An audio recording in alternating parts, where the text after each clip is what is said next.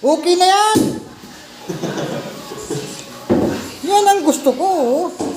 Yan, pantay na pantay.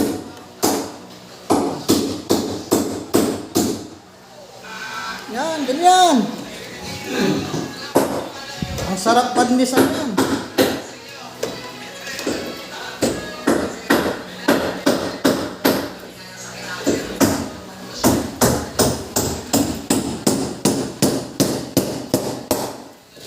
Yan, may pinturahan.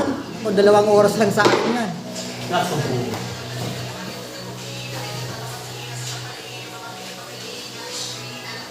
Konti na lang, siguro naman mamaya tapos na yan. Lalo pag nakatikim ng merienda. Okay na yan! Okay yan. Hindi na pabuti nga namin din eh. Dahil eh. Ayusin nyo lang ha. Pag may sablay, bawas sahod.